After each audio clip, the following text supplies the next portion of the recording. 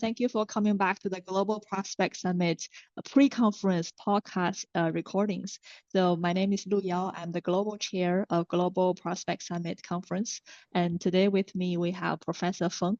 Professor Feng is Associate Professor at University of Electronic Science and Technology of China.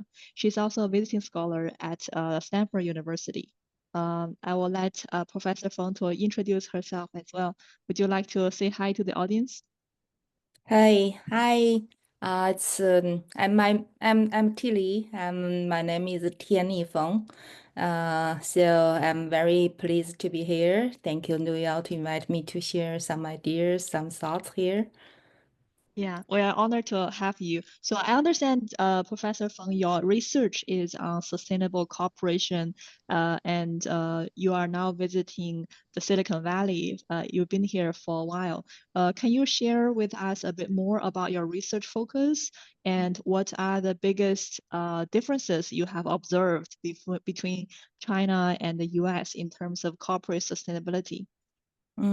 Thank you, Luyao. Yeah, my research focus on corporate social responsibility as well as corporate social innovation, philanthropy, those kind of.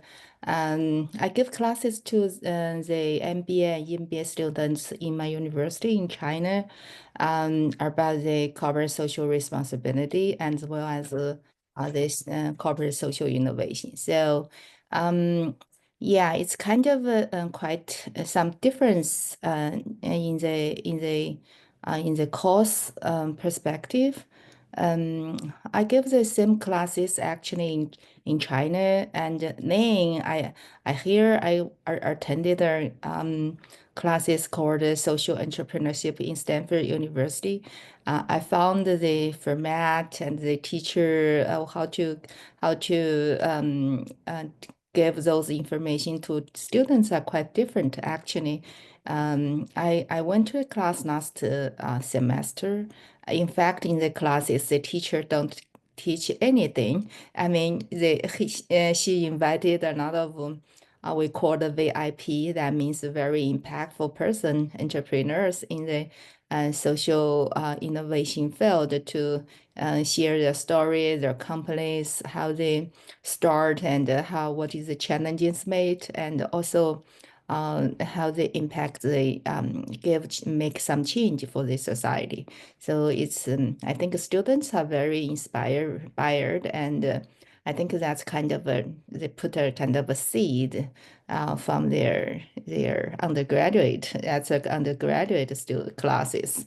So at my classes, in fact, I also try to make the students learn what is it's quite new in China. In fact, the students are learning how to to learn about what is social entrepreneurship. It's quite new to them. I part of my work have to introduce those what is it, how it works, and give them some cases from China as well as in from US or UK. So they have those cases they discussed. Yeah, not all from the invite the guest to the class. So it's kind of I feel, wow, it's a class could be in that way. Mm. Yeah, indeed. It looks like Stanford has a student-driven, Mhm, self-driven mhm, learning format and also guest speaker-driven mhm, teaching mechanism. I mhm, agree. And then looks like in China, because it's still like a preliminary concept, there's a mhm, lot of gaps you have to close at these mhm. classes and just tell them what it is, right? Okay, yeah, that's great. I'm sure you will start to invite guest speakers to your Yeah, courses when you go back to China. And maybe a sure. message to everyone who's watching this video, you can wait for an invitation from Professor Feng to attend her classes as guest speakers. We will Yeah. have speakers in Beijing and in London who might be a Mhm, good fit to mhm. meet with their students. Oh, that's great. That would be fantastic. Yeah. Yeah. And so also going back to your research, have you observed any differences between companies in China versus company in the States? I know this is super broad, but if Mhm. any examples you can give us, what are the differences you see these big corporates perceive sustainability and ESG? How do they differ when they approach this problem? Yeah, yeah, concern of it's how to say, for the corporate social responsibility or those sustainability, those kind of idea or those kind of frame in China is still at the very beginning stage. Yeah, some big companies they begin to take it as a strategy of the company, but most of the companies still is like, okay, we just follow the rule, we follow the requirement, and most of the companies is kind of quite separated with the company, with the operation of the company. But in US, some of the those sustainability, those kind of ESG, is kind those ideas is kind of they kind of combine with the strategy. They kind of even their branding, those kind of things. The one of the problem probably goes to greenwash or in US, but in China, it seems like a burden. It's a kind of extra things the company to do. So it's a difference. It's different, and most I think I would say it's beginning because nowadays we this month we just passed the March 15, which in China called 315. So actually we saw a lot of scandal being um Revealed. yeah, viewed to the public. It's kind of breathtaking. I think it's how could it be in that way? So I think the corporate social responsibility in China basically still stay in the abide the norm, be legal, be have to over the bottom of the line, have to be yeah, I think that's very important for the Mm, company. At least you have the bottom of the line, right?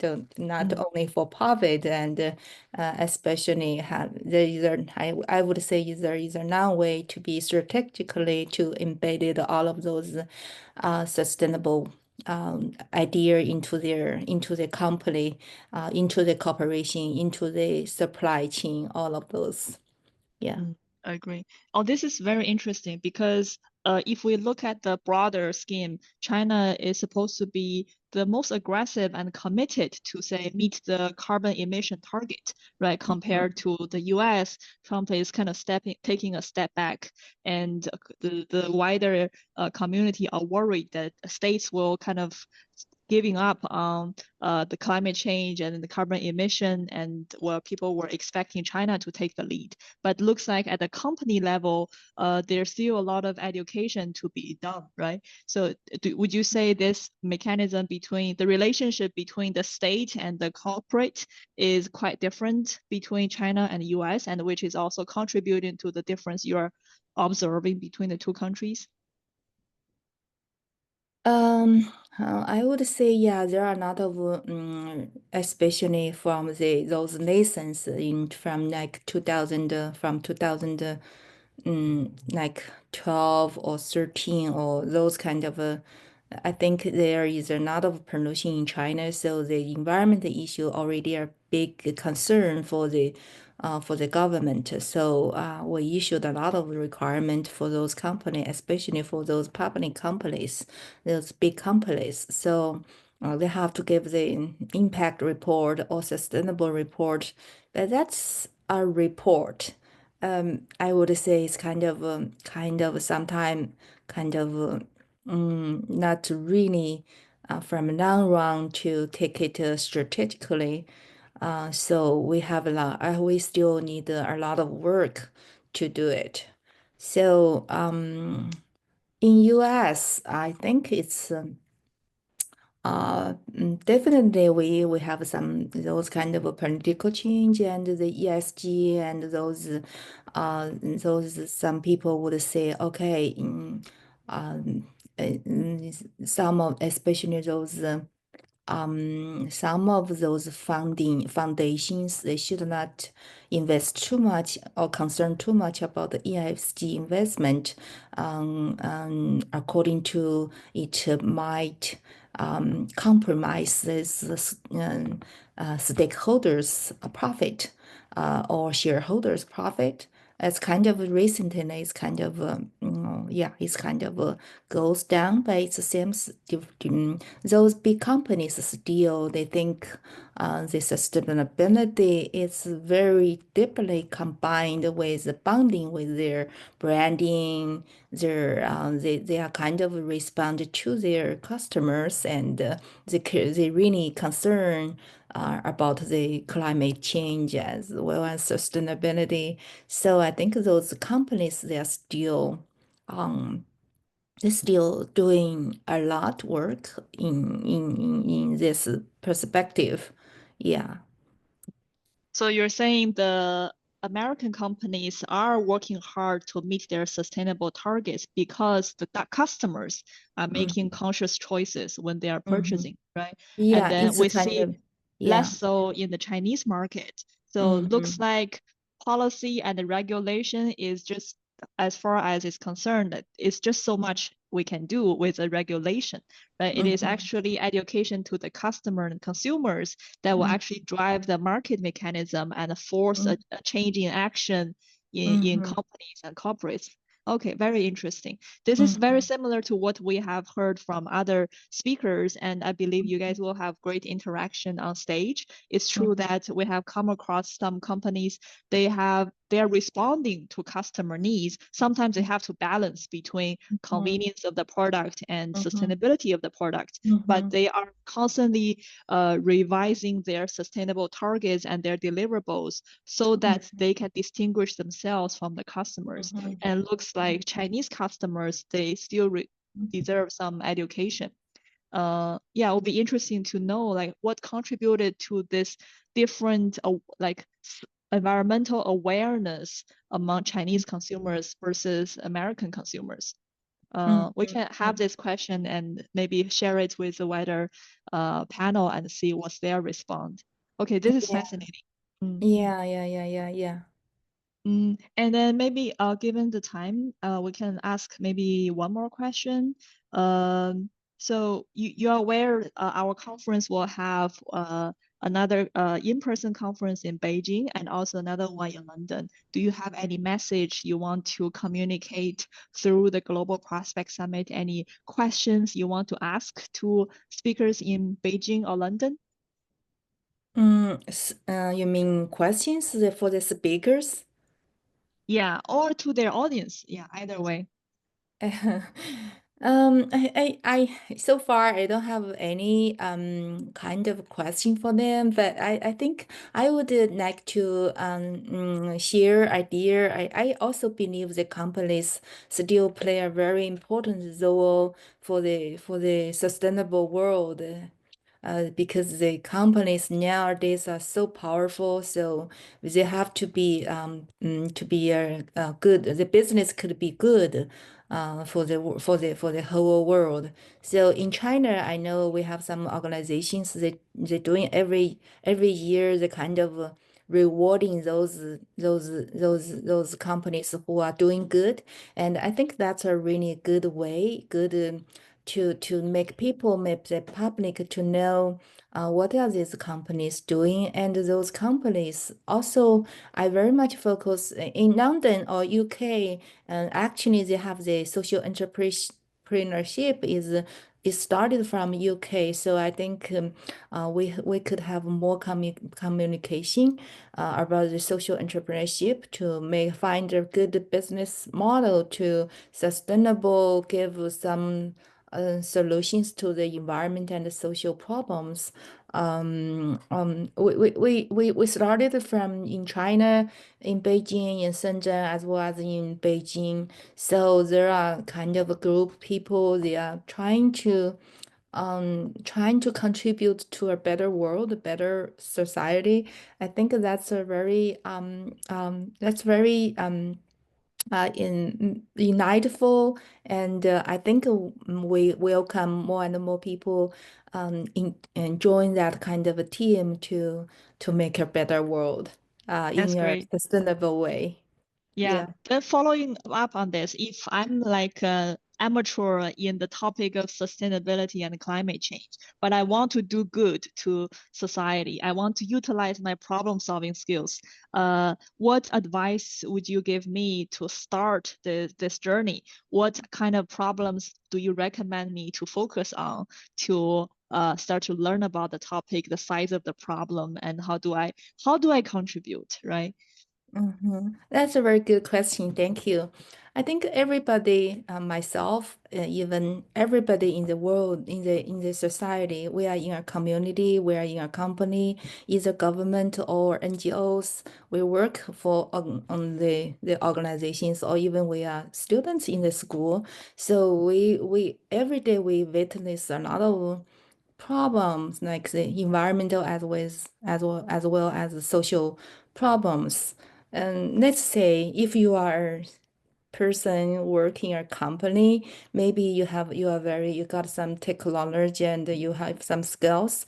Think about those think about those problems you witness or you find every day. Use your technical to solve those, try to solve those problems. I think from the company, even if yeah, that's a very high level. You try to use your skills, your knowledge, your technology to maybe with your colleagues to give some solution method, or that's a very high level. And if your company or you work for some company, if there is no such a, you don't think to solve the problem, but at least don't make the problem, don't create problems. Like if you find your company or your boss are doing something bad, please stop doing bad things. Like I don't think those very terrible, very and very those dirty, those products made is not by the boss by himself. There must be a group of people doing that. Please stop doing those things to hurt the society, to hurt people's health.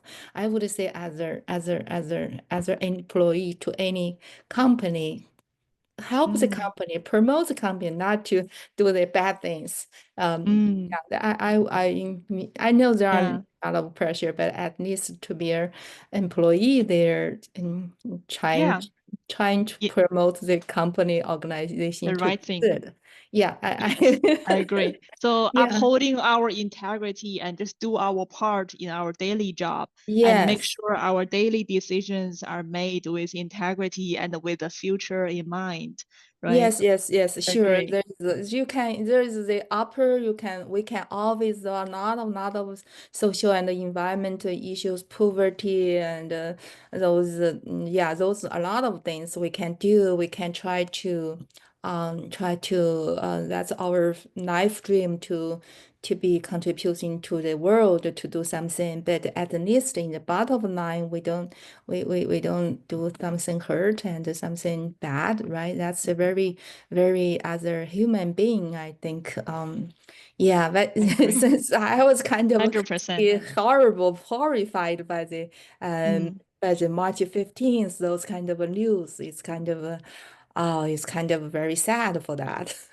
Yeah, it takes a whole team to create that level of pollution or that level of corrupted product. So there Yeah. must be more than one voice that could have influenced the decision, right? So yeah, I agree. Yes. So yeah. Yeah. All of us together, I think to stop doing things bad and trying to find Mm. the way to solve the problems. That's a sustainable way for the world, for the Yeah, life.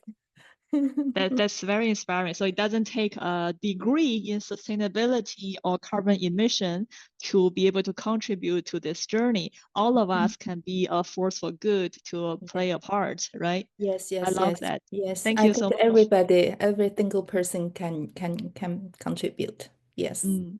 This is great. Okay, thank you so much for your time, and we look forward to meet you in person at the conference. Thank And you very much, Luyao. Thank you. yeah, Thank and a you. reminder to our audience, the Silicon Valley Global Prospect Summit will be on April 26th. It will be on a Saturday at Plug and Play Tech Center in Sunnyvale. And on May 18th, we have the Beijing conference. And on June 14th, that's another Saturday, we'll have our Global Prospect Summit in London. So looking forward to see you all in person. Bye. Cool. Yeah, looking forward. Thank you.